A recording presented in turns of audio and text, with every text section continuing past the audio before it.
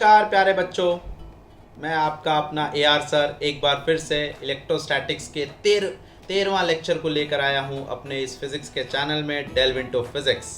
आप सभी का बेहद स्वागत है। आज के इस लेक्चर में हम लोग स्फेयर्स के बारे में बात करेंगे। टोटल कितने तरह के स्फेयर्स पॉसिबल हैं? या तो स्फेयर्स कंडक्टर होगा, या तो स्फेयर्स नॉन कंडक्टर होगा, या तो स्फेयर हॉलो होगा, या तो स्फेयर्स सॉलिड होगा। तो कुल मिला के 4 तरह के स्फेयर्स पॉसिबल हैं। इन चारों स्फेयर्स के वजह से आप लोगों को इलेक्ट्रिक फील्ड निकालना है, पोटेंशियल निकालना है। कहां पर? अंदर वाले पॉइंट पर, बाहर वाले पॉइंट पर, या on the surface of the spheres. तो स्फेयर से जितने तरह के प्रॉब्लम्स पॉसिबल हैं इलेक्ट्रिक फील्ड और पोटेंशियल, वो देखेंगे। उसके बाद आएगा हमारा एनर्जी। तो स्फेयर से रिलेटेड जितने सारे पोटेंशियल एनर्जी हो सकते हैं, या फिर स्फेयर्स के डिफरेंट कॉम्बिनेशन ऑफ स्फेयर्स ले लेंगे। मान लो हम शेल्स बना दिए, या डिफरेंट लेयर्स ऑफ शेल्स हो गया, तो उसमें हम लोग एनर्जी निकालना सीखेंगे। तो उसका सेल्फ पोटेंशियल एनर्जी कितना हो जाएगा सॉलिड और हॉलो के केस में। फिर बात करेंगे एनर्जी डेंसिटी के बारे में, यानी कि एनर्जी पर यूनिट वॉल्यूम के बारे में। ये भी टर्म आपको बेहद इंपॉर्टेंट है। इलेक्ट्रिक प्रेशर के बराबर किस तरह से होता है वो भी देख लेना। और एनर्जी डेंसिटी जब आप सीख गए तो फिर आप एनर्जी किसी भी जगह पर एनर्जी इंटीग्रेट करके निकालना सीख जाओगे, क्योंकि जहां जहां इलेक्ट्रिक फील्ड है वहां वहां एनर्जी, इलेक्ट्रोस्टैटिक एनर्जी प्रेजेंट है। तो आपसे कहीं पर भी इलेक्ट्रोस्टैटिक एनर्जी पूछा जाएगा कि इस रेंज से इस रेंज में कितना एनर्जी फैला हुआ है, स्प्रेड आउट है ना। तो जल्दी से देखना शुरू करते हैं। आज का ये लेक्चर बहुत ही मजेदार है और बहुत इंपॉर्टेंट है, क्योंकि अब तक आपने स्फेयर्स के बहुत सारे क्वेश्चन छोड़ रखे थे, वो आज से आपका बनना स्टार्ट हो जाएगा। ठीक है, चलिए शुरू करते हैं आज का ये लेक्चर। तो शुरू करने वाले हैं आज का लेक्चर, जिसमें आज हम लोग पढ़ने वाले हैं स्फेयर्स के बारे में। कितने तरह के स्फेयर्स होते हैं? हेडिंग डाल लो, types of spheres.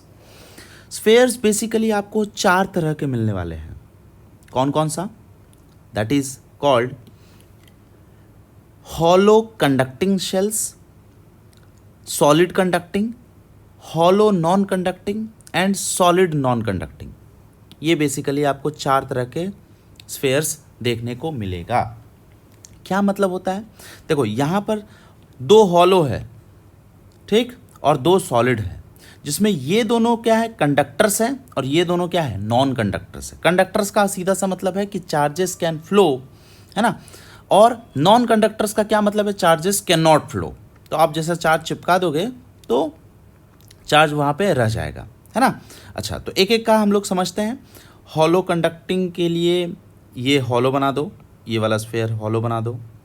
Solid conducting के लिए सॉलिड वाला बना दो, आप यहाँ पे अंदर में शेड कर लो। फिर से यहाँ पर हॉलो बना दो, हॉलो नॉन कंडक्टिंग के लिए और सॉलिड नॉन कंडक्टिंग के लिए। इस तरह के 4 स्फेयर्स बना लो। अब ऑब्जर्व करो, पहला वाला केस जो हॉलो कंडक्टिंग शेल है, अगर आप इसको चार्ज दिए तो चार्ज कहाँ जाएगा? अंदर में तो हॉलो है, तो charge will flow on the surface, है ना। तो यूनिफॉर्मली चार्ज डिस्ट्रीब्यूट करो या नॉन यूनिफॉर्मली चार्ज डिस्ट्रीब्यूट करो, अपने आप यूनिफॉर्म चार्ज फैल जाएगा ऑन द सरफेस। बोलो, क्लियर है? दूसरा क्या है? सॉलिड कंडक्टिंग है। आप इसको चार्ज दो सरफेस पे, प्लस सॉलिड में भी दे सकते हो।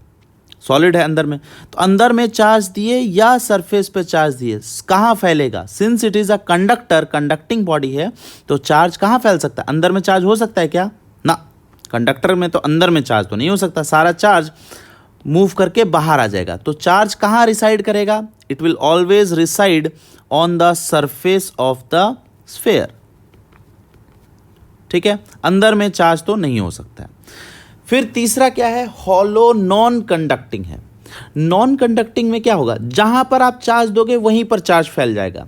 इसका मतलब, जैसे सपोज करो कि आपने इस पॉइंट पर चार्ज दिया तो यहीं पर चार्ज चिपक जाएगा। तो अगर हम नॉन यूनिफॉर्म डिस्ट्रीब्यूट करेंगे तो नॉन यूनिफॉर्म डिस्ट्रीब्यूट हो जाएगा, और अगर यूनिफॉर्म डिस्ट्रीब्यूट करेंगे तो यूनिफॉर्मली डिस्ट्रीब्यूट हो जाएगा। फिलहाल हम इसको यूनिफॉर्म डिस्ट्रीब्यूट करना चाहते हैं, तो यूनिफॉर्मली सब जगह चार्ज दे दिए। बोलो, क्लियर है? Okay, very good. और अगर हम यूनिफॉर्मली चार्ज दे रहे हैं और चार्ज सिर्फ और सिर्फ सरफेस पे फैल रहा है, तो उसके लिए कौन सी चार्ज डेंसिटी डिफाइंड होगी? that is sigma coulomb per meter square, because charge is not spreading on the volume, charge is spreading only on the surface, so sigma coulomb per meter square.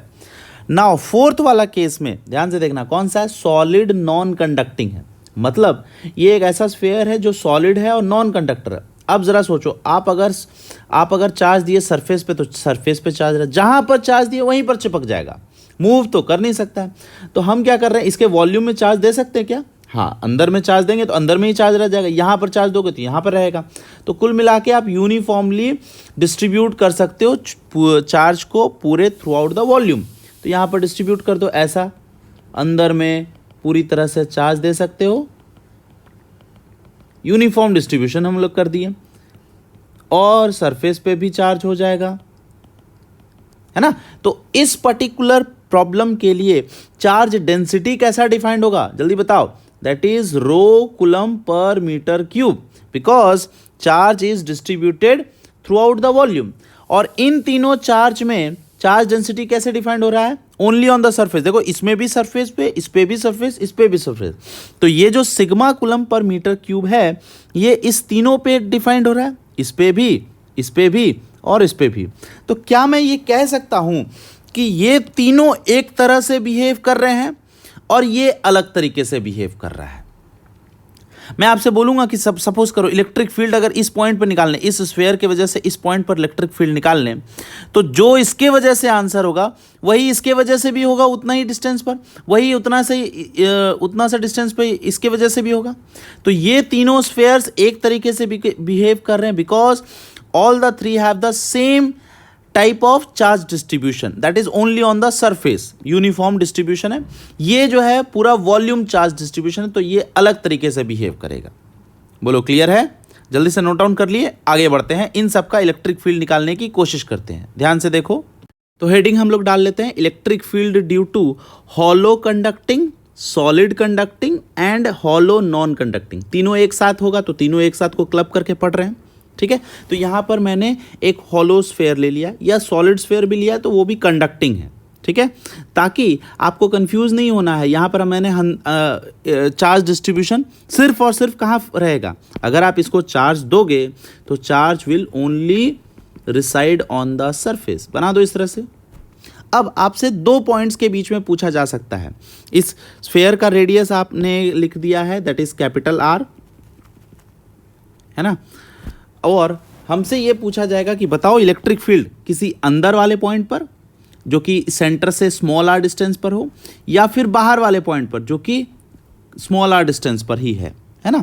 तो दो points के लिए निकालना है, तो एक सवाल आप निकाल लीजिए, देख लीजिए, उसके बाद आप अगला सवाल करते रहिएगा। तो हमें निकालना है अंदर वाले पॉइंट के लिए, तो हम क्या लिखेंगे, फॉर इनसाइड, इस तरह से एक लाइन ड्रॉ कर लो, for inside point, that is small r, अंदर वाले पॉइंट्स के लिए, this is inside point, okay, okay, ठीक। तो अगर आपको इनसाइड पॉइंट के लिए निकालना है तो क्या करोगे, गॉसियन सरफेस बनाओगे, अंदर में एक गॉसियन सरफेस बनाओ, this is the Gaussian surface. जहां पर भी निकालना, इस पॉइंट पर निकालना है ये स्मॉल आर रेडियस का, तो हम यहां पर एक गॉसियन सरफेस बना दिए सर्कुलर स्फेरिकल रीजन का, ठीक है, ओके। और हम लोग गॉस लॉ लिखेंगे, integration of E dot d s that is equal to q in by epsilon naught. अब बताओ क्यू इन कितना, अरे अंदर में तो चार्ज ही नहीं है, तो q in is equal to 0, तो इलेक्ट्रिक फील्ड कितना होगा इनसाइड में, that is equal to 0। Simple, बहुत ही सिंपल था। अच्छा, फॉर आउटसाइड के लिए, for outside that is r greater than equal to r के लिए, मतलब सरफेस भी ले लो और बाहर वाले सारे पॉइंट्स के लिए। तो कैसे बनाओगे, बाहर वाले सारे पॉइंट ऐसा कर दो, आप आर डिस्टेंस चले जाओ और यहां पर एक गॉसियन सरफेस बना दो इस टाइप से, this is also small r distance from the centre, okay. Now r is variable, r कभी अंदर हो सकता है कभी बाहर हो सकता है।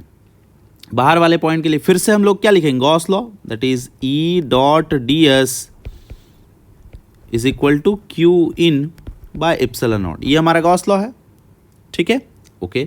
अच्छा, ई इंटू एरिया, एरिया का इंटीग्रेशन क्या होगा, देखो हर जगह पर ई सेम होगा, कहीं पर भी निकालने बोलोगे तो यहाँ पर यहाँ पर यहाँ पर ई सेम होगा, तो ये इंटीग्रेशन में पार्ट जो है वो बाहर निकल जाएगा, है ना, कांस्टेंट की तरह बिहेव करेगा तो ई को बाहर निकाल दिया। अब ds का इंटीग्रेशन यानी कि पूरा इस गॉसियन सरफेस, ये क्या है, this is a Gaussian surface, और इस गॉसियन सरफेस का एरिया कितना होना चाहिए, जल्दी सोच के बताओ। अरे r रेडियस का है, स्फेरिकल है, तो उसको क्या बोलेंगे, 4πr²। कौन सा r, small r capital r, small r square is equal to q in. अंदर में चार्ज कितना है, सर हमने क्वेश्चन में तो लिखा ही नहीं, तो ये q है टोटल चार्ज, तो q divided by epsilon naught, तो कितना आ गया, E is equal to q by 4πε0 r²। अरे ऐसा नहीं लग रहा है कि सर ये तो KQ/r² हो गया, यानी कि it behaves like a point charge, behaves like point charge. बाहर वाला पॉइंट अगर आपको चाहिए तो ये स्फेयर के बाहर वाले पॉइंट पर अगर आपको चाहिए तो इस स्फेयर को क्या करोगे, स्क्वीज कर दोगे, और स्क्वीज करके एक पॉइंट चार्ज बना दिए। इतना बड़ा चार्ज तो है ही नहीं, कैपिटल R रेडियस का नहीं है, आपको स्क्वीज करके पॉइंट चार्ज बनाना, पॉइंट चार्ज की वजह से इस पॉइंट पर बताना है इलेक्ट्रिक फील्ड कितना, तो KQ/r² नॉर्मल। बोलो क्लियर है, ठीक है। जल्दी से इसका ग्राफ बना दो, तो कैसा होगा graph, electric field versus r का ग्राफ कैसा रहेगा। जब तक हम लोग अंदर में हैं तब तक इलेक्ट्रिक फील्ड कितना है, 0।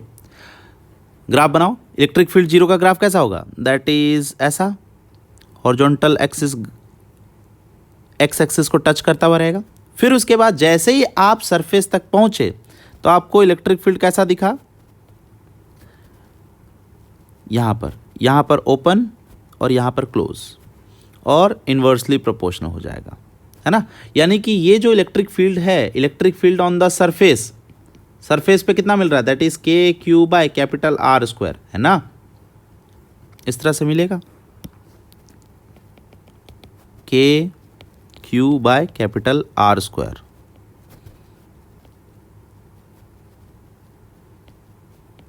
ठीक है, और हम ये कह सकते हैं कि ये इन्वर्सली प्रोपोर्शनल है, तो इन्वर्सली प्रोपोर्शनल बना डालो। बोलो ऐसा ग्राफ होगा, वेरी गुड, बन गया। चलिए आगे बढ़ते हैं। अब हमें दूसरा काम क्या है, ये हम लोग इलेक्ट्रिक फील्ड निकाले हैं हॉलो कंडक्टिंग, सॉलिड कंडक्टिंग और हॉलो नॉन कंडक्टिंग के लिए, ठीक है। अब हमें निकालना है पोटेंशियल, जल्दी से हेडिंग डालो। तो ये रहा heading, potential due to HC, SC and HNC। एक साथ पढ़ लेंगे इसका, क्योंकि ये तीनों स्फेयर्स एक तरह से बिहेव करता है। सबसे पहला स्फेयर्स बना दो आप, हॉलो वाला ही स्फेयर बनाओ, बना दिए, इस तरह से ये एक स्फेयर बना दिए, ओके। और इसको चार्ज दे दो, कहाँ पर चार्ज देना है, सरफेस पे चार्ज दे दो। तो पॉजिटिव चार्ज हम इसके सरफेस पे दे दिए, वो भी यूनिफॉर्मली, ठीक है, नॉन यूनिफॉर्म नहीं दे रहे, यूनिफॉर्मली चार्ज है। कितना चार्ज है, that is Q। Now we need to calculate potential. तो पोटेंशियल फिर से 2 पॉइंट्स में निकाला जा सकता है, कौन कौन सा, अंदर वाले पॉइंट पर और बाहर वाले पॉइंट पर। तो आप ज़रा सोचो, अंदर वाले पॉइंट पर फॉर R R के लिए, इनसाइड वाले पॉइंट के लिए बताओ कैसा होगा, और दूसरा फॉर R R के लिए इक्वल टू भी लगा दो, दैट इज आउटसाइड वाले पॉइंट।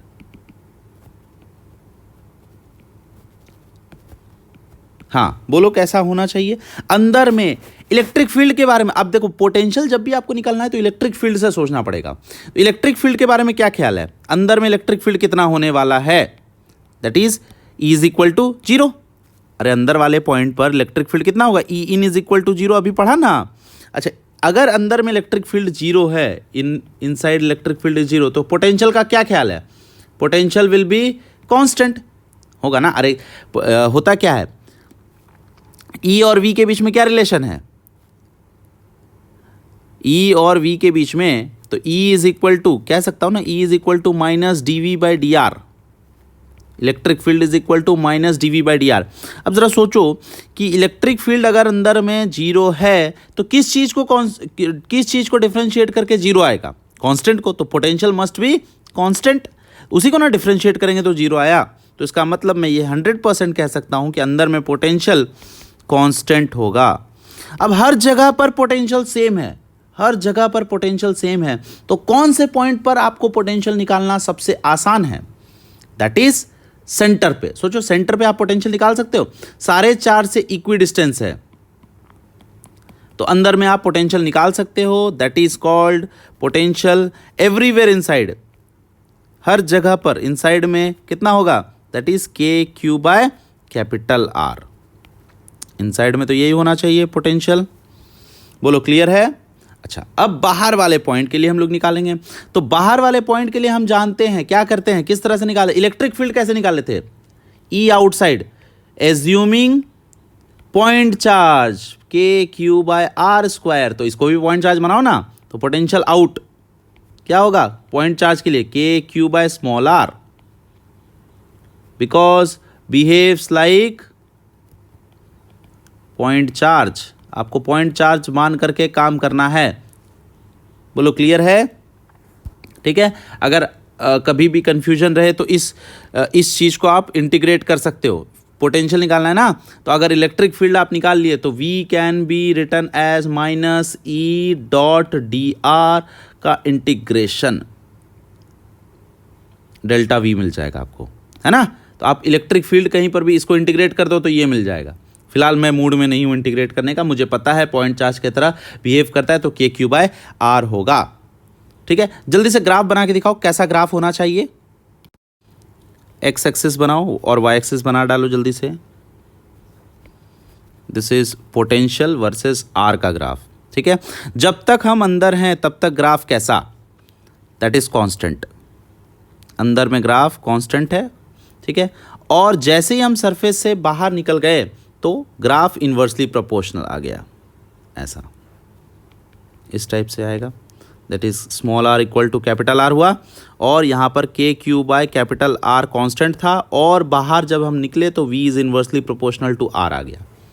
बोलो, ये सिंपल सा ग्राफ था। आई होप आपका ये मैच किया होगा। ठीक है, अच्छा अब बात करते हैं कौन सा बच गया? Solid non conducting. जो चौथा वाला स्फेयर था, ये तीन का स्फेयर तो हम देख लिए, चौथा वाला जो स्फेयर है उसके बारे में इलेक्ट्रिक फील्ड और पोटेंशियल निकालना स्टार्ट करते हैं। तो हेडिंग डालो जल्दी से। बोलो, हेडिंग डाल लिया, electric field due to solid non conducting. अब सॉलिड नॉन कंडक्टिंग है तो ऑब्वियस सी बात है, चार्जेस कहाँ फैले होंगे? सॉलिड बॉडी है और charge can be anywhere on the surface as well as on the inside, है ना, अंदर में भी होगा। तो करो, इस पे चार्ज चिपका दो, हर जगह पर चार्ज लगा दिया। ये आर रेडियस का है, कैपिटल आर रेडियस का है। ठीक है, और चार्ज आपने यूनिफॉर्मली डिस्ट्रीब्यूट कर दिया, कहाँ कहाँ? सरफेस पे भी और अंदर में भी। ठीक है, जहाँ पर भी दिख रहा है स्पेस आप भर दो। ठीक है, तो इसका चार्ज डेंसिटी, कितना चार्ज हम दिए हैं इसको? टोटल हम लोग Q चार्ज दे दिए हैं, सच दैट इस पे जो डेंसिटी, चार्ज डेंसिटी बना है, volume charge density, rho coulomb पर मीटर क्यूब का चार्ज डेंसिटी बन गया है। ठीक है, चलो ये तो हम समझ गए। अब हमें इलेक्ट्रिक फील्ड निकालना है। कहाँ पर निकालना है? फिर से दो पॉइंट पर, किसी अंदर वाले पॉइंट पर, यहाँ पर निकाल लो या यहाँ पर निकाल लो, कहीं पर भी निकाल सकते। दूसरा बाहर वाले पॉइंट पर निकालना हो सकता है। एक एक करके निकालते हैं। तो फॉर हेडिंग डालो यहाँ पर, for inside that is small r less than capital are के लिए, और for outside that is small r greater than equal to capital are. ठीक है, अंदर में निकालना है। तो अंदर में क्या करोगे? फट से आप तुरंत जल्दी से एक गॉसियन सरफेस मान लो अंदर में, स्मॉल आर रेडियस का, लगाओ Gauss law. That is integration of E dot d s must be equal to q in by epsilon naught. अच्छा, इलेक्ट्रिक फील्ड हर जगह पर कांस्टेंट बना दिया, ई इंटीग्रेशन से बाहर कर दिया, इनटू डी एस का इंटीग्रेशन यानी कि टोटल सरफेस एरिया, इसका सरफेस एरिया कितना होगा? 4 pi are square, small are square capital R square, 4 pi small are square equal to q in. इसके अंदर चार्ज कितना है बताओ जल्दी से? क्या जीरो है? ना, जीरो तो नहीं है। कितना है? चार्ज डेंसिटी इनटू वॉल्यूम, इसका जो भी वॉल्यूम होगा वो मल्टीप्लाई कर दो। That is rho into 4/3 pi small r cube divided by epsilon naught. क्या क्लियर है? देख लो जल्दी से। फिर उसके बाद आप क्या करोगे, काट दो, 4 पाई आर स्क्वायर काट दिया, 4 पाई आर स्क्वायर कट गया। इलेक्ट्रिक फील्ड कितना आ गया, that is rho R by 3 epsilon naught. बेहद इंपॉर्टेंट फॉर्मूला है, ठीक है। अच्छा, ये तो समझ गए हम। फिर अगर आप रो का वैल्यू पुटअप करोगे तो क्या मिलेगा, पुटअप करो रो का value. Rho, what is rho, rho is equal to charge density that is Q by volume 4/3 pi capital R cube. यहाँ पर ये रख दो तो देखो तो क्या आ रहा है, तो इलेक्ट्रिक फील्ड का फॉर्मूला आएगा सब कुछ सॉल्व करने पर के Q small R by R cube. देखो देखो चेक करो ये आ रहा है या नहीं आ रहा है, ठीक है, ये आया। Okay, very good. तो ये दोनों फॉर्मूला आपको मेमोराइज होना चाहिए, याद होना चाहिए, अच्छे से याद होना चाहिए, ठीक है। कि इलेक्ट्रिक फील्ड अंदर में कितना आता है, जीरो नहीं है, रो आर बाय 3 इप्सिलॉन नॉट। ये रो के टर्म्स में है, और अगर आप पूरा चार्ज के टर्म्स में निकालना चाहते हो, पूरा स्फेयर को चार्ज दिया गया है, तो K Q R by R cube, where R is the capital are, ठीक है। चलो अब बाहर की तरफ निकालते हैं। तो बाहर वाला अगर आपको निकालना है तो बाहर में क्या करोगे, फट से गॉसियन सरफेस बनाओ बाहर में।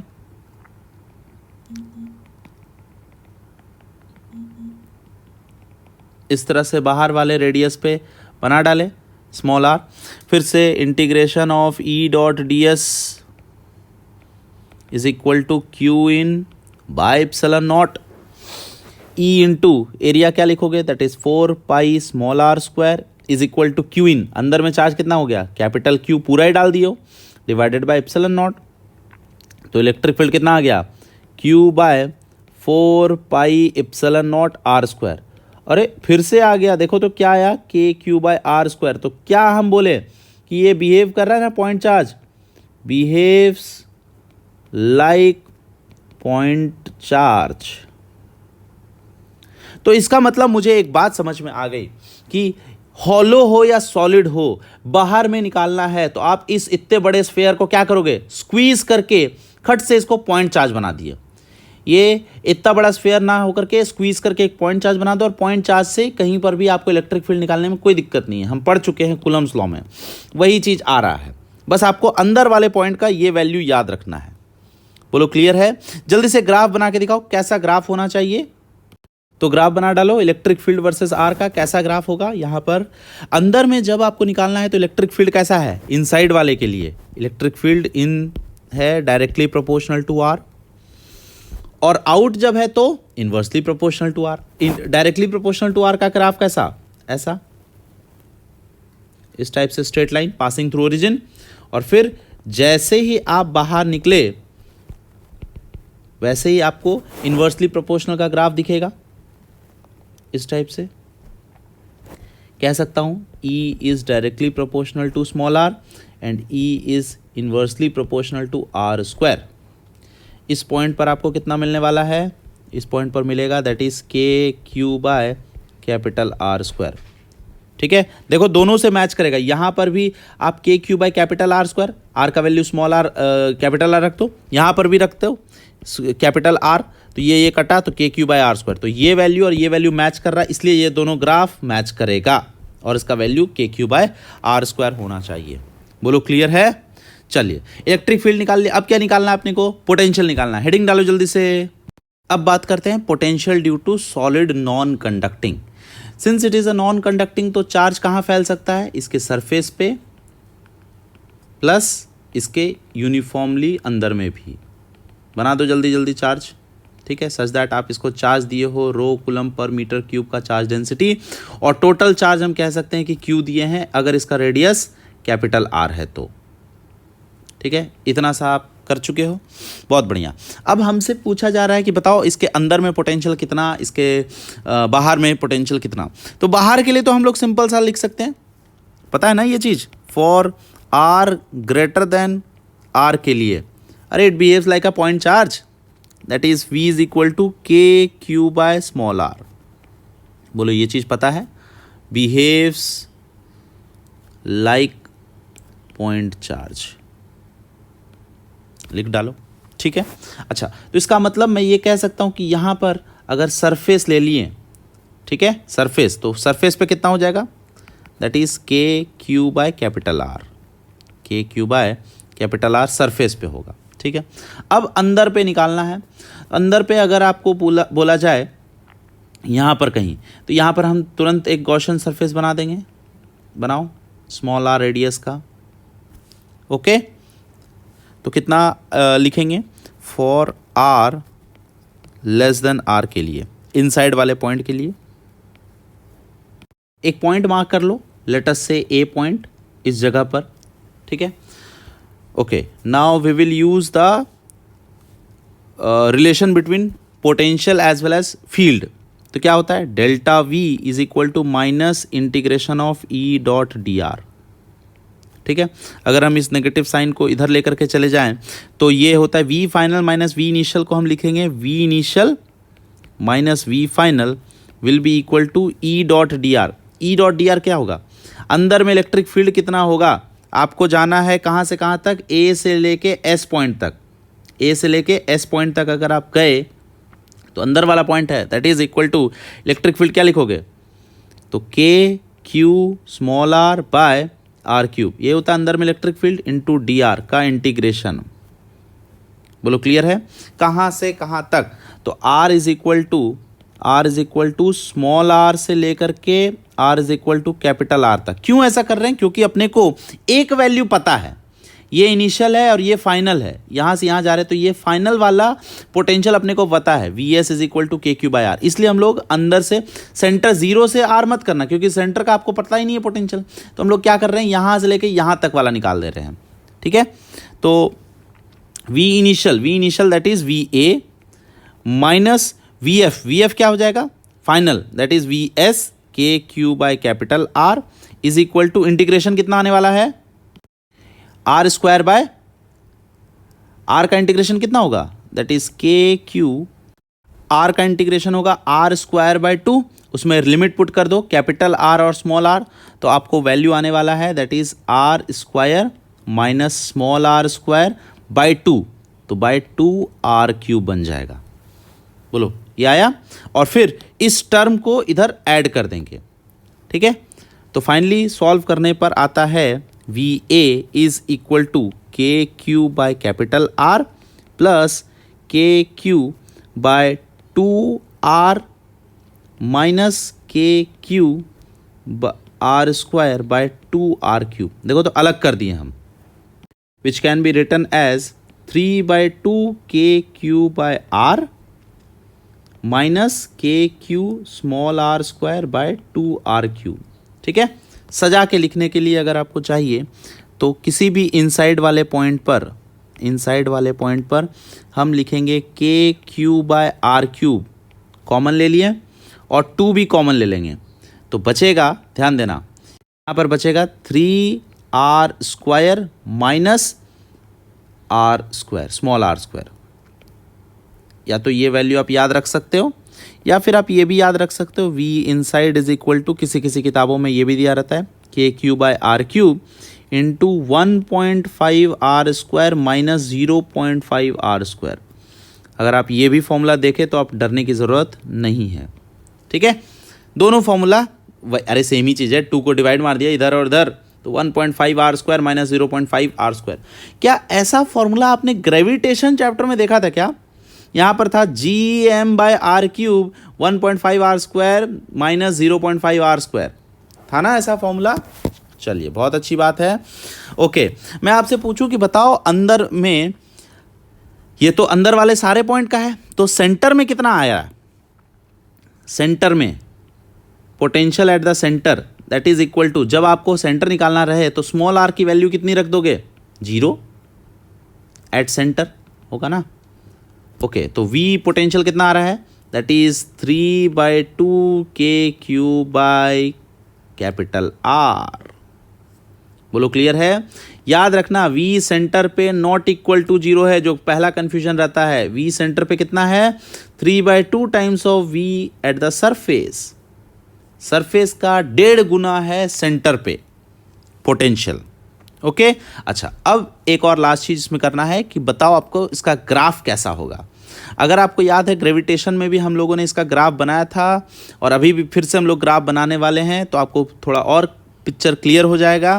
ध्यान से देखो कैसा ग्राफ होगा। हम लोग ग्राफ बनाना शुरू कर दिए हैं पोटेंशियल वर्सेस आर का। ये ग्राफ कुछ इस प्रकार आया है। ऐसा इसलिए आया है, ध्यान से देखो, जब तक आप अंदर में हो तब तक आपको इस तरह का आर स्क्वायर वाला ग्राफ है ना। तो ये एक पैराबोला वाला ग्राफ है। कैसा ग्राफ है? पैराबोला वाला, है ना। y is equal to 4ax, Y square equal to 4ax या x square equal to 4ay, इस टाइप का पैराबोलिक इक्वेशन है। तो यहाँ पर ये पैराबोला आ रहा है, ठीक है। जब तक आप कहाँ हो? अंदर में। एक बार आप अंदर से आप बाहर निकल गए तो ये ग्राफ कैसा होगा? बाहर वाले पॉइंट के लिए पोटेंशियल, आउट वाले पॉइंट के लिए हम लोग पढ़े थे KQ बाय स्मॉल r, तो इन्वर्सली प्रोपोर्शनल है, यानी कि ये ग्राफ हाइपरबोला है। और जब तक आप अंदर में हो तो ये पैराबोला है, ठीक है। और ये r is equal to capital R, यानी कि अंदर वाले पॉइंट पर आपको पैराबोलिक ये इक्वेशन मिल जाएगा। ये this is the parabolic equation, ये आपको मेमोराइज करना है। और जब बाहर निकल रहे हो तो ये इन्वर्सली प्रोपोर्शनल का हाइपरबोला वाला ग्राफ है, ठीक है। अच्छा, तो ये पॉइंट आपको कौन सा पॉइंट है इस फिगर में? S पॉइंट पर है ना। S पॉइंट सरफेस पे पोटेंशियल कितना आ रहा है? That is VS is equal to KQ by capital R। अच्छा, ये पॉइंट जो था सेंटर C पर कितना आएगा? जब R इज इक्वल टू 0 होगा तो सेंटर पे आता है 3/2 KQ बाय R। ये है ना। चलिए, बहुत अच्छी बात है। ये C पॉइंट मिल गया, ये A पॉइंट मिल गया, ये S पॉइंट मिल गया, और A पॉइंट कहीं बीच में होगा, यहाँ पर होगा VA, ठीक है, जो कि एक पर्टिकुलर R के लिए मिल रहा था। बोलो क्लियर है ये चीज़? इतना आपको समझ में आ गया? बहुत अच्छी बात है, बहुत मज़ा आ रहा है मुझे। तो आपको आई डोंट नो आ रहा होगा, बिल्कुल आना चाहिए। अगर आप इस चीज़ को अच्छे से समझ रहे हो तो ऑब्वियस सी बात है एंजॉय करोगे, है ना। अगला टॉपिक ज़्यादा मज़ेदार है। Self potential energy of hollow conducting, solid conducting and hollow non conducting. इस तीनों स्फेयर का सेल्फ पोटेंशियल एनर्जी चाहिए। मतलब कि यहाँ पर चार्ज डिस्ट्रीब्यूट कर दिया गया है, आपने 2 पॉइंट चार्ज के बीच में Q1 Q2 पॉइंट चार्ज के बीच में पोटेंशियल एनर्जी निकालना सीखा है। कितना? Q1 Q2 बाय R होता है। यहाँ पर बहुत सारे पॉइंट चार्ज लगा दिए यहाँ पर यूनिफॉर्मली, तो इन सब चार्जेस के बीच में कितना होगा पोटेंशियल एनर्जी, वो हमें निकालना है ना। ठीक है, ये मैं आपको करके बता रहा हूँ, आपको करने की ज़रूरत बिल्कुल नहीं है। आपको बस ये चीज़ मेमोराइज कर लेना है, दिमाग में रख लेना है कि हाँ ऐसा है। ओके, चलो देखो ध्यान से। तो पोटेंशियल निकालने के लिए हमारे पास फॉर्मूला है U is equal to Q times of V। ये पता है अपने को, Q टाइम्स ऑफ V होता है।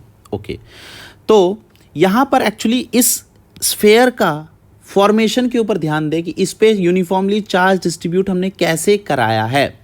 हम क्या किए, इसको धीरे धीरे हम लोग यहाँ पर चार्ज डालना शुरू किए, है ना। और चार्ज डालते ये इस तरह से फैलना स्टार्ट हुआ।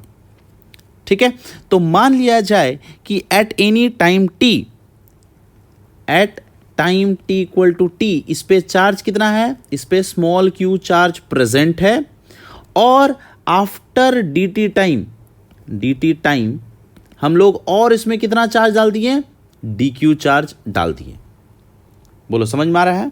Time t equal to 0, at time t equal to 0 पर चार्ज क्या था, q इज इक्वल टू 0 था, और बहुत देर के बाद हम लोग ये कह दिए कि हाँ भाई टोटल चार्ज जो है इस पे कैपिटल Q आ गया है। बोलो ये कहानी समझ में आ रहा है। ठीक है, तो फिर आपको पोटेंशियल एनर्जी जब लिखना पड़े तो du इज इक्वल टू, किसी भी इंस्टेंट ऑफ टाइम पर du is equal to dq amount of charge आप ट्रांसफर कर रहे हो इनटू v पोटेंशियल पहले से ही है। ये जो v पोटेंशियल है ये किसके वजह से, स्मॉल q चार्ज पहले से ही था और dq चार्ज आपने और डाल दिया। हम ये रेड वाला जो है फॉर्म कराएंगे बाद में, तो बहुत बाद में ना फॉर्म हुआ, बाद में चार्ज आया है। तो प्रोसेस पे ध्यान दो, यहाँ पर क्यू चार्ज जो है किसी टाइम टी पर पहले से ही चार्ज क्यू था, मतलब डाल रहे थे, तो डालते डालते स्मॉल क्यू चार्ज पहले से प्रेजेंट हो गया अब, और डी क्यू चार्ज हम और लेके आ गए। तो उस समय पोटेंशियल एनर्जी कितना चेंज हुआ, that is D Q into V. बोलो ये क्लियर है, डी क्यू इंटू वी इतना चार्ज आएगा। And we have also considered, actually में फॉर्मूला ये होता है ना, D U is equal to Q times of D V होता है ना। तो हम ये कंसिडर कर रहे हैं कि इनफाइनाइट पर potential is equal to zero. कहाँ से ला रहे हैं हम लोग चार्ज को, इन्फिनिटी पर ला करके यहाँ पर डाल दे रहे हैं, ठीक है। तो इन्फिनिटी पर जीरो हो गया, तो यहाँ पर हम इसी पॉइंट पर पोटेंशियल, अब बताओ इस पॉइंट का पोटेंशियल कितना होगा सरफेस पे, यहाँ पर डाल रहे हैं तो इस पॉइंट का सरफेस पे पोटेंशियल, हम लोग ये चीज़ जानते हैं, हमेशा हर जगह पर क्या है, कांस्टेंट है। तो जब कांस्टेंट है अंदर वाले सब जगह पर पोटेंशियल कांस्टेंट है, तो सरफेस पे पोटेंशियल दैट इज के क्यू बाय कैपिटल आर होगा। तो यहाँ पर आप लिख दो that is D U is equal to D Q तो रहने दिया, into K small Q by capital R हो गया, और इसको इंटीग्रेट कर दो। तो D U is equal to K by R constant बाहर निकाल दिया, क्यू इंटू डी क्यू रहने दिया और इंटीग्रेट कर दिया। तो पोटेंशियल एनर्जी फॉर्म होता चला गया, जीरो से लेकर के यू तक पोटेंशियल एनर्जी फॉर्म हो गया। चार्ज हमने डाल दिया है जीरो से लेकर के कैपिटल क्यू तक, कहानी खत्म। तो यू इज इक्वल टू क्या मिला, दैट इज के क्यू स्क्वायर बाय 2r। बोलो समझ में आया, ये आपको याद होना चाहिए, ठीक है, कि अंदर में पोटेंशियल एनर्जी सिर्फ अंदर में चार्ज तो नहीं है, सिर्फ और सिर्फ सरफेस पे चार्ज डिस्ट्रीब्यूशन हो, तो इसके वजह से पोटेंशियल एनर्जी, जिसका नाम हम लोग बोलेंगे सेल्फ पोटेंशियल एनर्जी, जिस समय फॉर्म हो रहा था उसी समय पोटेंशियल एनर्जी होने के बाद कितना हो रहा है, K Q square bye 2r, ठीक है। अब क्या आएगा, बोलो, अब आएगा solid sphere, solid non conducting, उसमें पोटेंशियल एनर्जी कितना, जल्दी से सोच के बताओ। डालिए heading, self potential energy of solid non conductor. तो सबसे पहले एक नॉन कंडक्टर बना लेते हैं, सॉलिड, वो भी इसको आप पूरी तरह से चार्ज कर दो, सरफेस पे भी और अंदर भी चार्ज कर दिए, ठीक है, दैट इज कैपिटल क्यू, और रेडियस कितना मानना था, दैट इज आर, ठीक है। अच्छा, इस अब ज़रा सोचो कि चार्ज जो है हर जगह फैला हुआ है, सरफेस पे भी और अंदर भी चार्ज फैला हुआ है, तो इसका मुझे पोटेंशियल एनर्जी निकालना है, ओके, ठीक है। तो इसके लिए फिर से सेम टेक्निक अपने को लगाना पड़ेगा। फॉर्मूला अभी भी हम लोग यहाँ पर potential energy will be equal to Q into V करेंगे।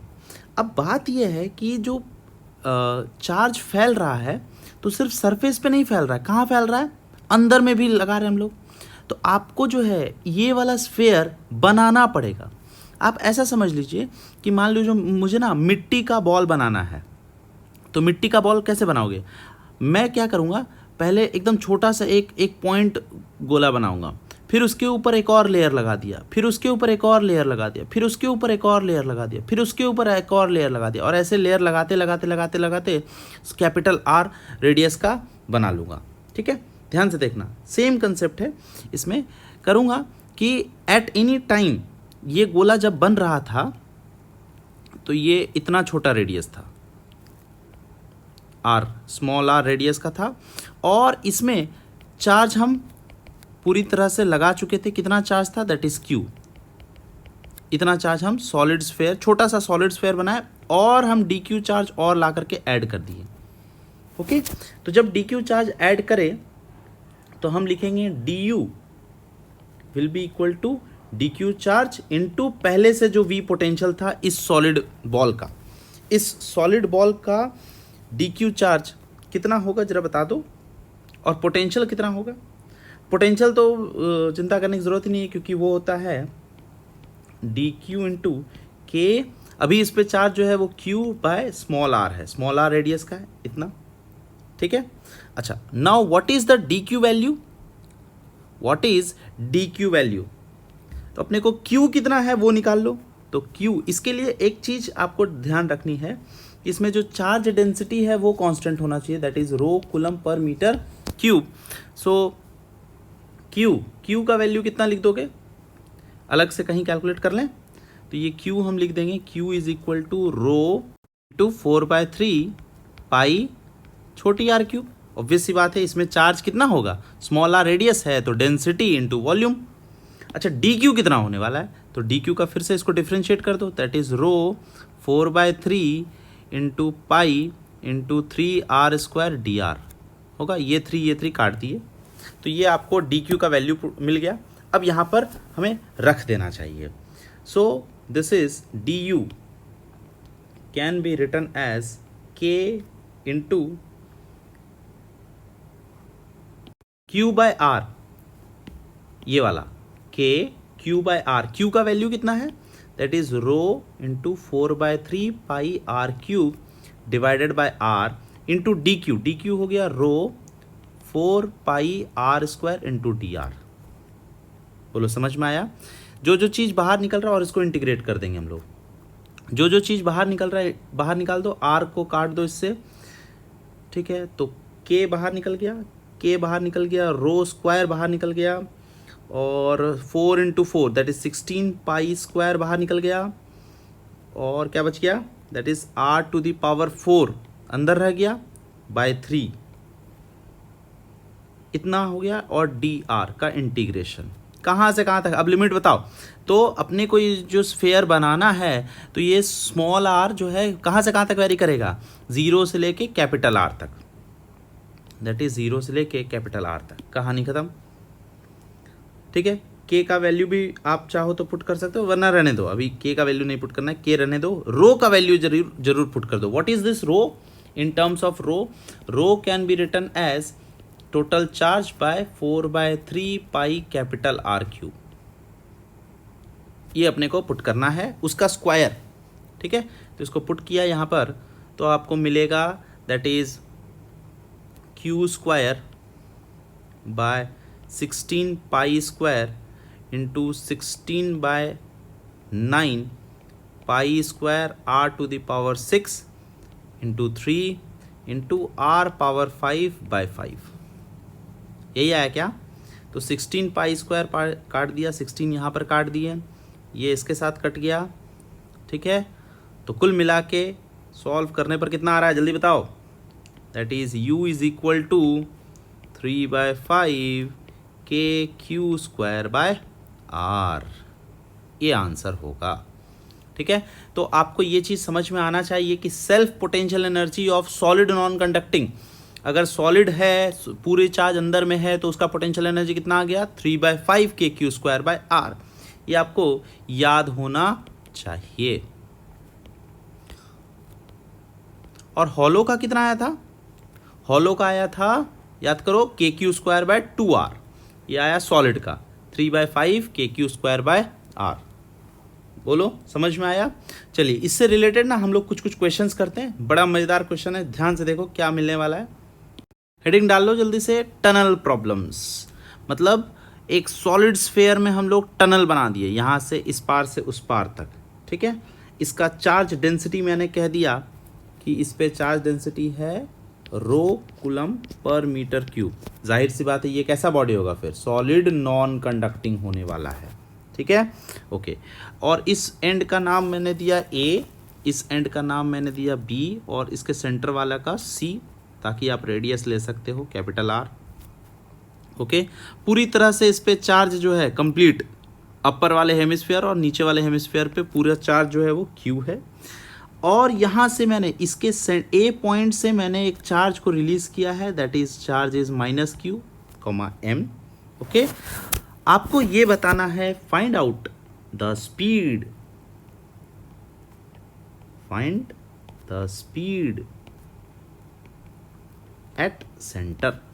सेंटर पे स्पीड बता दो। जब ये, जाहिर सी बात है, ये इसको रिलीज किए यहाँ से, तो ये क्या होगा, ये इधर अंदर की तरफ भागेगा। तो जब ये सेंटर तक पहुंचा तो आप इसका स्पीड बताना है। जल्दी से बताओ कितना होगा स्पीड। आ गया आंसर, चलो ठीक है, सॉल्व करने की कोशिश करते हैं। अच्छा, मुझे ये बताओ कि A पॉइंट पर इसका पोटेंशियल कितना है, बस मुझे ये बता दो। A पॉइंट पर potential that is on surface क्या होगा, KQ/R। अच्छा सी पॉइंट यानी कि सेंटर पे पोटेंशियल कितना है 3/2 KQ/R। ये हम लोग वैल्यू पता है। अपने को क्या करना है, एक जगह का अगर मान लो यहाँ से रिलीज किया गया, यहाँ पर वेलोसिटी पूछा गया, तुरंत थिंक करो कि क्या हम लोग वर्क एनर्जी थ्योरम लगा सकते हैं। तो इस चार्ज पे कौन सा फोर्स लग रहा है, ओनली इलेक्ट्रोस्टैटिक फोर्स। अगर ओनली इलेक्ट्रोस्टैटिक फोर्स है, बाकी एक्सटर्नल फोर्स और कोई है ही नहीं, तो इसका मतलब कंजर्वेटिव फोर्स लग रहा है। और ओनली कंजर्वेटिव फोर्स लगे तो हम लोग कह सकते हैं कि वर्क एनर्जी थ्योरम से ज़्यादा अच्छा है कि आप एनर्जी कंजर्वेशन करो। एनर्जी कंजर्वेशन का मतलब KI + UI = KF + UF। अच्छा इनिशियल काइनेटिक एनर्जी कितना, सर 0, रिलीज किया गया, यहाँ से रिलीज किया गया है A पॉइंट से। इनिशियल पोटेंशियल एनर्जी, जब भी आपको पोटेंशियल एनर्जी लिखना पड़े तो क्या लिखोगे, इसका formula that is Q × VA, वो भी नेगेटिव साइन के साथ, सोचो, is equal to final kinetic energy, यही तो पूछा गया है, 12 mvc²। और final potential energy again -Q × VC। बस कहानी खत्म। इससे आपको आंसर मिल जाएगा। जल्दी से VA का वैल्यू पुटअप करो, VC का वैल्यू पुटअप करो, आपका आंसर आएगा that is KQQ/2R is equal to 12 mv²। तो V का वैल्यू आने वाला है KQQ/mR। बोलो समझ में आया? एकदम सिंपल सा क्वेश्चन किए। अच्छा इस क्वेश्चन का ना मैं आपको दूसरा मेथड सिखाना चाह रहा हूँ, ध्यान से समझना। दूसरा मेथड जो कि बहुत ही अच्छा मेथड है, अ litre approach I can say. ठीक है, मैं आपसे बोलूं कि इस वाले फिगर में कहीं दूसरे जब ये मोशन कर रहा था बीच में कहीं, है ना, इधर में मान लो ये पॉइंट पर जब सेंटर से ये x डिस्टेंस पर था तो इस पे फोर्स कितना लग रहा था, बता सकते हो? किसी भी जनरल x पर force, net force on this body, force वाले मेथड से करेंगे, कितना लग रहा था बताओ? तो Q × E, ये होगा ना फोर्स, तो -Q है और E कितना है अंदर में। जब ये बॉडी है सॉलिड नॉन कंडक्टर के लिए अंदर में इलेक्ट्रिक फील्ड कितना, सर KQX/R3। क्या फॉर्मूला पता है? KQX/R3 होता है, बोलो क्लियर है? अच्छा तो क्या मैं ये कह सकता हूं कि force is directly proportional to -x? तो इसका मतलब ये जो पार्टिकल है ये यहां पर जाके रुकेगा क्या ना, ये अट्रैक्ट होगा तो इसका स्पीड बढ़ता जाएगा, यहां तक पहुंचा मैक्सिमम स्पीड। फिर जैसे ही ये जाएगा तो फिर उसके बाद वो रिपल्शन फील करेगा, सॉरी रिपल्शन नहीं, उसका रिटार्डेशन फील करेगा और धीरे धीरे जाते जाते ये यहाँ पे रुक जाएगा, है ना। तो ये रुक जाएगा, तो ये इस तरह का मोशन अगर हम कह सकते कि F is directly proportional to x, so this motion is SHM. If this motion is SHM, so you can directly write the time period. What is the time period? That is 2π√m/k. m/k. What is k? K is the SHM constant. तो ये जो part है यही ना SHM है, constant. डाल दो यहाँ पर, कितना हो गया? KQQ/R3। तो R3 ऊपर चला गया। यही तो आंसर है भाई टाइम पीरियड का। अगर आपको टाइम पीरियड पता चल गया तो आप ओमेगा का वैल्यू बता सकते हो क्या? ओमेगा, अरे 2π/T होता है ये चीज, तो 2π/T, तो √ आप लिख सकते हो KQQ/mR3। ठीक, अच्छा ओमेगा जब पता चल गया तो velocity at the centre, sir ये तो मीन पोजीशन है ना, सी पॉइंट क्या है, एक तरह का ये मीन पोजीशन, ये एक्सट्रीम पोजीशन, ये एक्सट्रीम पोजीशन, ये मीन पोजीशन। तो मीन पोजीशन पर वेलोसिटी कैसे निकालते हैं? मीन पोजीशन पर वेलोसिटी कैसे निकालते हैं? That is A times of omega. कहानी खत्म। एम्पलीट्यूड कितना है? एम्पलीट्यूड है इसका रेडियस R इंटू ओमेगा, कितना हो गया? KQQ/mR3। तो ध्यान से देखो, ये जो है इसका R² खा जाएगा, तो आपका आंसर देखो यही मैच कर रहा है ना, ये वाला और ये वाला मैच कर रहा है। तो ये इस तरह से भी सोचा जा सकता है ना। बहुत ही अच्छा मेथड है ये भी, बोलो क्लियर है? अच्छी बात है। अगला सवाल जल्दी से ट्राई करो, जल्दी से ये वाला सवाल अटेम्प्ट करो। यहाँ पर मैंने फिर से सॉलिड स्फेयर ले लिया है, नॉन कंडक्टिंग, जो पूरी तरह से चार्ज्ड है। कितना चार्ज है पूरा चार्ज, दैट इज क्यू, और उसका चार्ज डेंसिटी रो कूलम पर मीटर क्यूब। यहाँ पर एक छोटा सा बहुत ही थिन सा एक टनल बना दिया at a distance of r/2। सो उसके बाद हम लोग ने एक चार्ज को रिलीज़ कर दिया, that is -q charge and mass m, यहाँ से रिलीज़ कर दिया। फिर भी देखा गया कि ये जो चार्ज है वो कहाँ भागेगा, सोचो। ये चार्ज इस पार से उस पार तक जाएगा और फिर ये वापस रिटर्न आएगा। तो आपको बताना है कि टाइम ए से बी जाने में कितना वक्त लग रहा है, और दूसरा कितना होगा ओ पॉइंट पर इसका स्पीड। जल्दी से अटेम्प्ट करो। कर लिया अटेम्प्ट, चलो देखते हैं। ठीक है, तो बिल्कुल पिछले वाले सवाल की तरह ही आप सोचो कि इस चार्ज को जब रिलीज़ कर दिए तो ये अगर अंदर गया तो इस पॉइंट पर किसी भी टाइम टी पर ये चार्ज यहाँ पर था, और ये कितने डिस्टेंस पर बना रहा था इससे। लेटस से आप ये मान लो कि O से ये x डिस्टेंस पर है, O से x डिस्टेंस पर है, तो इस पे कितना फोर्स लग रहा है। इस डायरेक्शन में फोर्स लगेगा, फोर्स हमेशा किधर लगेगा, सेंटर की तरफ, टुवर्ड्स द सेंटर होगा, क्योंकि electric field is towards the centre. नहीं, एक्चुअली इलेक्ट्रिक फील्ड जो है वो अवे फ्रॉम द सेंटर होगा, लेकिन नेगेटिव चार्ज की वजह से फोर्स अंदर की तरफ लगेगा, अट्रैक्टिव।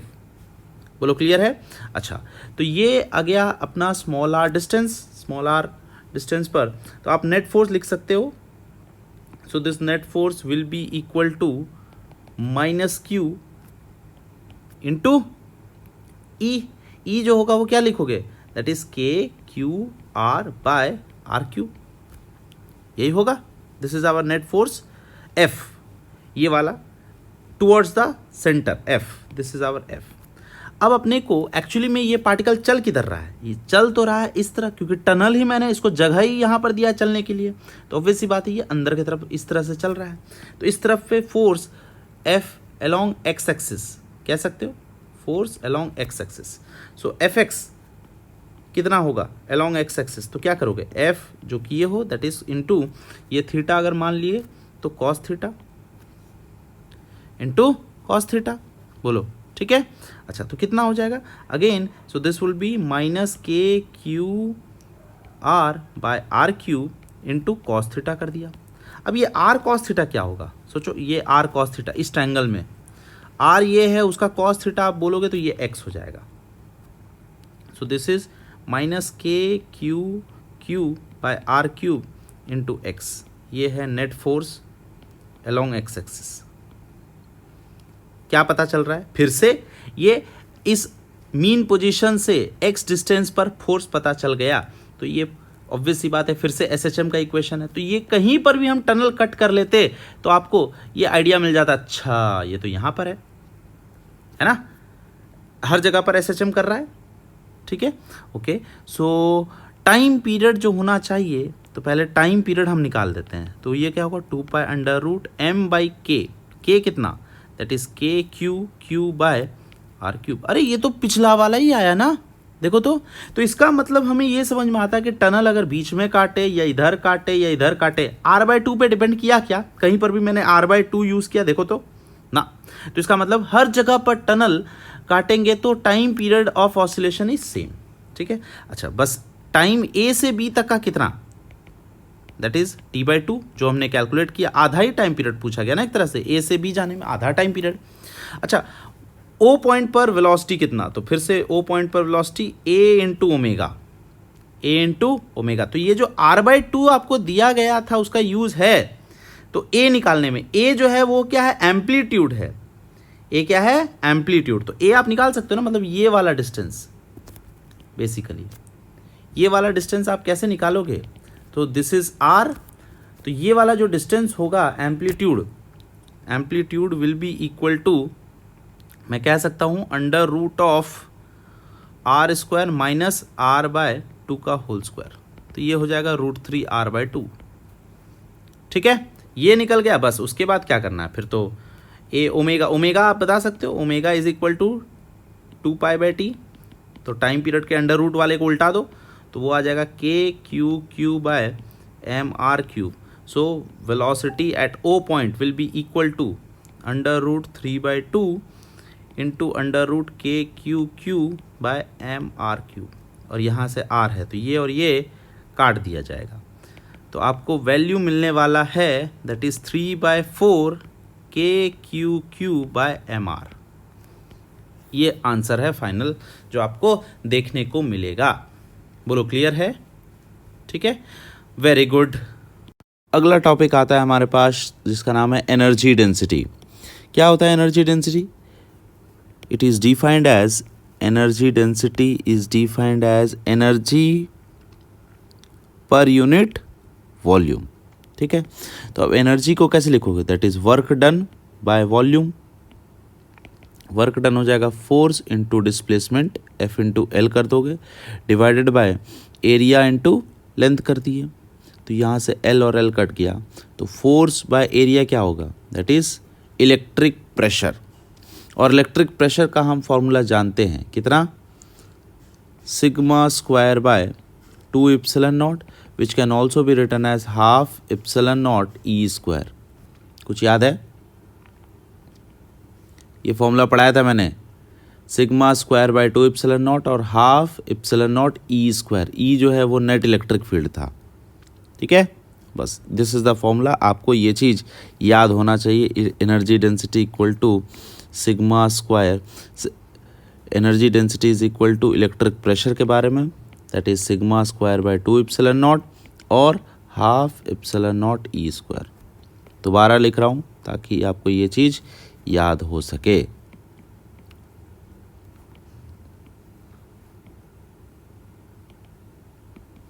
बोलो क्लियर है? ठीक है, चलो जल्दी से इस पे एक सवाल कर लेते हैं। जब भी आपको एक चीज़ याद रखिएगा, जब भी आपको एनर्जी निकालने का क्वेश्चन पूछा जाए, calculate the energy, think of the energy density method. लिख लो, think of energy density whenever question is asked about the energy. एक इंपॉर्टेंट बात, जहां भी इलेक्ट्रिक फील्ड होगा, wherever there is electric field there is some electrostatic energy. तो अगर electrostatic energy है तो आपसे किसी भी सवाल में पूछा जा सकता है कि बताओ यहाँ पर एनर्जी स्टोर्ड कितना। जहाँ पर भी आप इलेक्ट्रिक फील्ड को ऑब्जर्व कर पा रहे हो वहाँ पर एनर्जी कितना स्टोर्ड है, एक क्वेश्चन के रूप में करते हैं। ध्यान से देखो कौन सा क्वेश्चन है। यहाँ पर मैंने एक इनफाइनाइट शीट ले लिया है सिग्मा कूलम पर मीटर स्क्वायर चार्ज डेंसिटी का, और इसके पास कुछ डिस्टेंस के पास यहाँ पर एक इनफाइनाइट शीट के पास एक क्यूब ले लिया है मैंने ए डायमेंशन का। सो calculate the energy in the cube. जल्दी से सोच के बताओ कितना होने वाला है। आई होप आप लोगों ने सोच लिया होगा। चलो सबसे पहला चीज़ मुझे बता दो कि इस इनफाइनाइट शीट के वजह से इलेक्ट्रिक फील्ड कितना? Formula sigma by 2 epsilon not, है ना। अगर आपको कुछ भी शीट के बारे में नहीं दिया हुआ है तो आप क्या मानोगे? This is a non conducting sheet, non conducting sheet आप एज्यूम कर लोगे खुद से, sigma by 2 epsilon naught by default. Now energy density का formula that is equal to half epsilon naught E square होता है। तो ये क्या है? That is energy per unit volume. तो एनर्जी इज इक्वल टू कितना हो जाएगा? Half epsilon naught into electric field sigma by 2 epsilon not का whole square into volume that is A cube. बोलो यही होगा। तो इसको सब कुछ सॉल्व करने पर कितना आ रहा है? Sigma square A cube divided bye 8 इप्सिलन not, ये आएगा। I think this is the answer. Simple सा क्वेश्चन था। ठीक है, अगला सवाल करें। यहाँ पर मैंने एक सॉलिड कंडक्टर ले लिया है और उसको यूनिफॉर्मली चार्ज दे दिया प्लस क्यू रेडियस आर का। आपसे पूछा जा रहा है कैलकुलेट द एनर्जी रेडिएटेड। इस सॉलिड स्फीयर के वजह से कितना एनर्जी रेडिएट होगा? जल्दी से सोच के बताओ। आई होप आप लोगों ने सोच लिया होगा। चलिए सॉल्व करते हैं। सबसे पहला सवाल मेरे मन में ये आ रहा है कि इसका इलेक्ट्रिक फील्ड कैसा होगा। ये कंडक्टर है और सॉलिड है, तो क्या अंदर में इलेक्ट्रिक फील्ड होगा या नहीं होगा? नो सर, अंदर में इलेक्ट्रिक फील्ड नहीं हो सकता because there is no charge content inside it. तो इलेक्ट्रिक फील्ड फिर कहाँ पर होगा? इलेक्ट्रिक फील्ड रेडियस से लेकर के, सरफेस से लेकर के इन्फिनिटी के तरफ होगा। Radially outward. जल्दी बना दो ऐसा इलेक्ट्रिक फील्ड चारों डायरेक्शन में, जितने डायरेक्शन पॉसिबल दिख रहे हैं ऐसा इलेक्ट्रिक फील्ड बना डालो। ठीक, कहाँ से कहाँ तक इलेक्ट्रिक फील्ड फैला हुआ है जल्दी बताओ। इलेक्ट्रिक फील्ड मैं कह सकता हूँ कि रेडियस आर से लेकर के रेडियस इन्फिनिटी तक फैला हुआ है, यहाँ से लेकर यहाँ तक। तो देखो आर से लेकर के इनफाइनाइट रेडियस तक में जितने इलेक्ट्रिक फील्ड है उनके वजह से जितना एनर्जी होगा सबको ऐड करके निकालना पड़ेगा। अब ये बताओ कि इलेक्ट्रिक फील्ड क्या कांस्टेंट है, वेरिएबल है? इलेक्ट्रिक फील्ड बाहर वाले पॉइंट के लिए सॉलिड कंडक्टर की वजह से हम क्या करते हैं, पॉइंट चार्ज बना देते हैं, और पॉइंट चार्ज की वजह से इलेक्ट्रिक फील्ड क्या है, वेरिएबल है। तो हम इसको इंटीग्रेट करके निकालेंगे। कैसे कर रहे हैं ध्यान से देख लो। एनर्जी डेंसिटी का फॉर्मूला लिख डालो। Energy density is equal to half epsilon E square, that is half epsilon E का वैल्यू क्या है, दैट इज के Q by are square. R क्या है, आर आपने माना है कि यहाँ पर आर डिस्टेंस, यहाँ पर जा कर के इस पॉइंट पर इलेक्ट्रिक फील्ड हम देख रहे हैं। तो K Q by are square का होल स्क्वायर है, तो K square Q square by are square हो जाएगा का पावर स्क्वायर। ठीक है, तो एनर्जी चाहिए तो ये क्या है, this is D U by D V है। तो अगर आपको डी यू निकालना है तो half epsilon K square Q square by R to the power 4 into volume, छोटा सा वॉल्यूम। अब जो छोटा सा वॉल्यूम है जो इसको सराउंड कर रहा है, तो हम छोटा सा वॉल्यूम बनाएंगे, इसके चारों तरफ एक थिन सा स्फेरिकल रीजन हम कट कर ले रहे हैं जो मुझे इंटीग्रेट करना है। तो हमने क्या किया, आर डिस्टेंस पे जा करके डी आर थिकनेस का एक थिन स्फेरिकल सा सेक्शन ले लिया है, थिन स्फेयर ले लिया है, हॉलो स्फेयर एक तरह से कह सकते हो, डी आर थिकनेस का। तो उसका वॉल्यूम कितना हो जाएगा, उसका वॉल्यूम होगा 4 pi are square into D r. और इसको हम लोगों को इंटीग्रेट करना है कहाँ से कहाँ तक, आर से लेकर के, आर का वैल्यू कैपिटल आर से लेकर के आर का वैल्यू इन्फिनिटी तक। बस इतना दूर आप इंटीग्रेट कर दो, आर टेंडिंग टू इन्फिनिटी हो जाएगा। तो इतना इंटीग्रेट कर दो, आंसर आने वाला है। आर स्क्वायर का वैल्यू यहाँ से काट दिया, एक 4 पाई एप्सिलॉन नॉट एक के के साथ उड़ जाएगा, तो बाकी बच गया K Q square by 2 1 by are square का इंटीग्रेशन आर से लेकर के इन्फिनिटी तक। इसको सॉल्व करना है, देखो सॉल्व करने के पर कितना आता है, K Q square by 2 R to the power -2 का इंटीग्रेशन आने वाला है -1 बाय आर, आर से लेकर के इन्फिनिटी तक। तो सब कुछ सॉल्व करने पर फाइनली एनर्जी कितना आ जाएगा, दैट इज के क्यू स्क्वायर बाय 2r। बोलो समझ में आया, यही आंसर हो गया। ठीक है, तो ऐसा नहीं लग रहा है कि ये वैल्यू देखा देखा से लग रहा है सर, ये self potential energy of this solid conductor है, जहाँ पर चार्ज सिर्फ और सिर्फ सरफेस पर रहता है, और इस सरफेस के वजह से पोटेंशियल एनर्जी जितना है वही तो ये रेडिएट कर रहा है, एक तरह से कह सकते हैं। तो आप बता सकते हो, मैं आपसे बोलता कि बताओ सॉलिड नॉन कंडक्टर की वजह से कितना होगा, तो उसका जो पोटेंशियल एनर्जी हो जाएगा वो होगा। देखो अच्छे से, अगर मैं सॉलिड नॉन कंडक्टर ले लूँ जो कि यूनिफॉर्मली चार्ज कर दिया सरफेस और पूरा अंदर में, यानी कि रो कूलम पर मीटर क्यूब का चार्ज डेंसिटी है with radius R, so what is the energy stored inside and outside the solid non conducting sphere. जल्दी से सोच के बताओ, सिंपल है। आप इलेक्ट्रिक फील्ड का डायरेक्शन बता दो बस, कहाँ कहाँ इलेक्ट्रिक फील्ड होता है। अब अगर अंदर में चार्ज है तो इलेक्ट्रिक फील्ड भी अंदर में होगा, और बाहर में सरफेस पे है तो इलेक्ट्रिक फील्ड रेडियली आउटवर्ड होगा। ऐसा होना चाहिए, अंदर से बाहर तक पूरा करते रहो, इस तरह से इलेक्ट्रिक फील्ड का डायरेक्शन बना दो।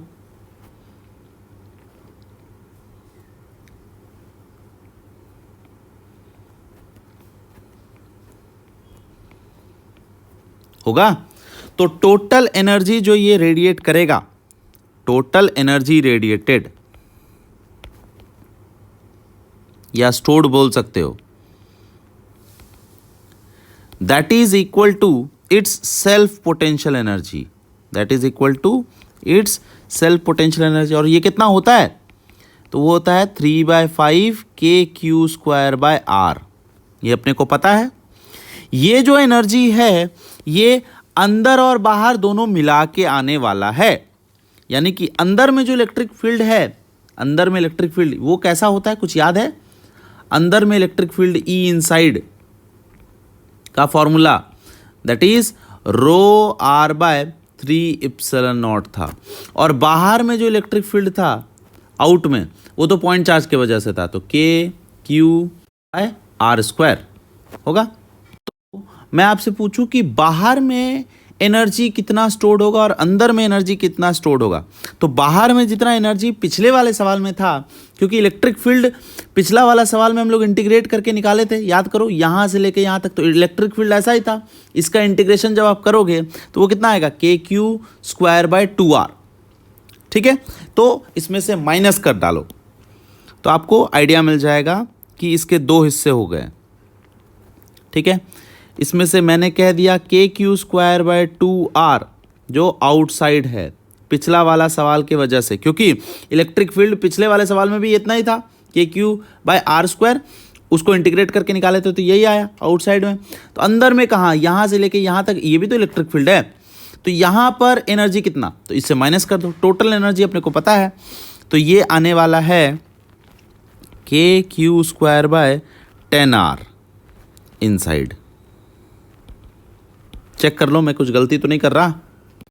तो नीट वालों के लिए ये सवाल तो डायरेक्टली पूछा जाता है, मेंस में भी कभी कभी आ जाएगा। तो ये दोनों वैल्यूज़ आपको याद होना चाहिए कि सॉलिड नॉन कंडक्टर के केस में अंदर में एनर्जी कितना होता है और बाहर में एनर्जी कितना होता है। बोलो क्लियर है? बहुत अच्छी बात है। अगला सवाल ये अटेम्प्ट करो जल्दी से। ये सवाल में क्या है कि इनफाइनाइट लाइन चार्ज ले लिया है लैम्डा कूलम पर मीटर, और ये एक्सिस पे रखा हुआ है इस सिलेंडर के। ठीक है, यहाँ पर सिलेंडर है जो कि हॉलो है, सिलिंड्रिकल शेल कह सकते हो, जिसका अंदर वाला रेडियस A है और बाहर वाला रेडियस B है। तो मटेरियल जो है वो सॉलिड मटेरियल जो है वो A रेडियस से लेके B रेडियस तक है, लेंथ इसका L है। तो calculate this energy stored, electrostatic energy stored in this cylinder. जल्दी से सोच के बताओ कितना होने वाला है। सिंपल सा नॉर्मल फॉर्मूला लगाओ, आंसर आ जाएगा। कर लिया अटेम्प्ट? चलो अब देखते हैं सॉल्यूशन इसका। सिंपल सा फॉर्मूला है एनर्जी डेंसिटी का। व्हाट इज एनर्जी डेंसिटी का? That is du/dv is equal to ½ ε0 E²। बोलो क्लियर है? Okay, so du is equal to ½ ε0 into E क्या है? Electric field. Electric field due to, हम क्या करेंगे, किसी भी पर्टिकुलर R पे जा कर के देखेंगे, किसी पर्टिकुलर R पे। So that is 2k λ/R का होल स्क्वायर इंटू वॉल्यूम। इसका वॉल्यूम कितना होना चाहिए? अगर आप थिकनेस ले लोगे इसका वॉल्यूम, तो इस तरह से सेक्शन आपको कट करना पड़ेगा,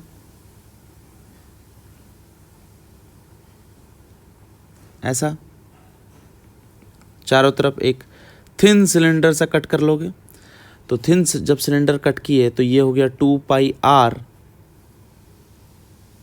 into L, 2πr into L into dr, ये हो गया dv का वैल्यू। और इसको आप इंटीग्रेट कर दोगे कहाँ से कहाँ तक, A से लेकर के B तक, आपको आंसर मिल जाएगा। ठीक है, चलिए तो यहाँ पर U का वैल्यू आएगा इंटीग्रेट करने पर, that is λ² L/4πε0 into ln B/A। I hope आपका ये आंसर मैच करना चाहिए। बोलो ये आया है? बहुत बढ़िया, वेरी गुड, आ गया है आई थिंक। कुछ और एनर्जी से रिलेटेड प्रॉब्लम्स हैं, देखो वो किस तरह के क्वेश्चंस पूछे जाते हैं। जल्दी से हेडिंग डाल दो, एनर्जी प्रॉब्लम्स। यहाँ पर मैंने क्या किया, एक कंडक्टर ले लिया और एक नॉन कंडक्टर ले लिया। ये कंडक्टर है, ये नॉन कंडक्टर है। तो चार्ज जो है इसको Q1 दे दिया, इसको Q2 चार्ज दे दिया इसके पूरे वॉल्यूम में। सॉलिड कंडक्टर हैं सारे, ठीक है। और इसका रेडियस R1, इसका रेडियस R2, और इन दोनों सेंटर्स के बीच में स्पेस R है। सो calculate the interactive energy of the system. जल्दी से बताओ कितना होने चाहिए। कर लिया अटेम्प्ट, चलो आंसर लिखें। Okay, so potential energy basically आपको सेल्फ पोटेंशियल एनर्जी लिखना है। तो इस वाले का ये नॉन कंडक्टर है, तो चार्ज कहाँ फैलेगा, सरफेस पे भी प्लस अंदर भी। तो जब ये इस तरह का चार्ज फैला तो इसका सेल्फ पोटेंशियल एनर्जी कितना लिखोगे, जल्दी बताओ। That is 3/5 KQ1² bye R1 कह सकते हो। फिर उसके बाद इसका क्या लिखोगे, इसका सेल्फ पोटेंशियल एनर्जी, कंडक्टर है तो आप चार्ज जैसे ही अंदर दोगे ये सारा चार्ज कहाँ फैल जाएगा, इसके सरफेस पे, अंदर में कोई चार्ज नहीं होगा। तो सिर्फ सरफेस पे होने की वजह से सेल्फ पोटेंशियल एनर्जी कितना होता है, that is KQ2² by 2 times of R2 plus इन दोनों के बीच में, ये बॉडी और ये बॉडी के बीच में पोटेंशियल एनर्जी कितना लिखोगे। तो उसके लिए जब दो अलग अलग बॉडी के लिए पोटेंशियल एनर्जी लिखना पड़े तो आप क्या लिखोगे, U is equal to Q times of V, U is equal to Q times of V। Okay, तो उसके लिए क्या करने वाले हो, तो इस चार्ज के वजह से इस जगह पर पोटेंशियल लिख डालो, इनटू इस चार्ज कर दो।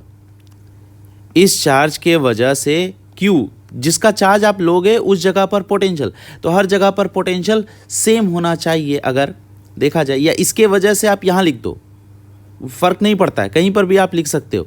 तो हम लिख रहे हैं Q1 के वजह से इसके सेंटर पे, अंदर में इलेक्ट्रिक फील्ड क्या है, 0 है, अंदर में इलेक्ट्रिक फील्ड 0 है तो सब जगह सेम है, तो सेंटर पे पोटेंशियल कितना होना चाहिए इसके वजह से, that is KQ1 by R into Q2 कर दिया।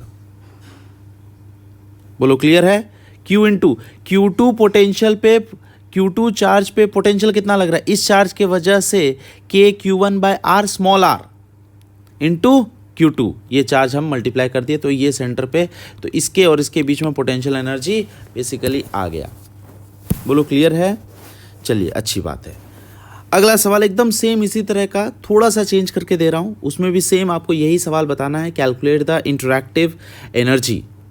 अगला सवाल फिर से उसी तरीके का लिया है मैंने, यहाँ पर एक सॉलिड स्फेयर ले लिया जो कि नॉन कंडक्टर है, यानी कि चार्ज इस पे पूरे वॉल्यूम पे फैला हुआ है, A रेडियस का है और Q1 चार्ज फैला दिया। फिर उसके चारों तरफ एक और कंडक्टिंग शेल है जो सरफेस पे चार्ज होगा Q2। तो आपको बताना है इन दोनों के बीच में what is the interactive energy of the system. Attempt कर लिए, चलिए मैं आंसर लिख रहा हूं, आप लोग मैच करा लीजिएगा। तो सबसे पहली बात, आप Q1 इसके खुद के वजह से कितना होगा, that is self potential energy, सिर्फ और सिर्फ अपने चार्जेस के वजह से होगा, that is U is equal to क्या लिखोगे, 3/5 times of K² bye A। ये हो गया self potential energy of A वाला शेल। फिर उसके बाद बी वाला जो शेल है उसका भी सेल्फ पोटेंशियल एनर्जी लिख दो, तो आप लिखोगे KQ2² by 2 times of B, क्योंकि ये हॉलो है। ओके, प्लस अब आपको बात करना है Q1 और Q2 के बीच में कितना होगा। जब दो लोगों के बीच में बात करनी है तो आपको पोटेंशियल एनर्जी ध्यान रखना है, Q इंटू V फॉर्मूला लगाना है, बिटवीन 2 स्फेयर्स हमेशा। तो किसी एक के वजह से पोटेंशियल लिखो और दूसरे के वजह से चार्ज लिख दो। तो हम क्या करेंगे, किसी यहाँ पर इस पॉइंट पर Q2 चार्ज है और Q1 की वजह से कितना होगा पोटेंशियल, तो ये बाहर वाला इस स्फेयर के वजह से बाहर वाला पॉइंट पर पोटेंशियल बताना है। तो बाहर वाला पॉइंट पर क्या करेंगे, इस स्फेयर को हम लोग स्क्वीज करके पॉइंट चार्ज बना देंगे। पॉइंट चार्ज के वजह से इस पॉइंट पर, लेट अस से ये A पॉइंट है, A पॉइंट पर पोटेंशियल कितना होना चाहिए, that is KQ1 bye B, इतना होगा इंटू Q2 चार्ज। बोलो क्लियर है, बस यही आंसर है, सिस्टम का पोटेंशियल एनर्जी निकल गया। ओके, आई होप आपको ये लेक्चर समझ में आ रहा होगा।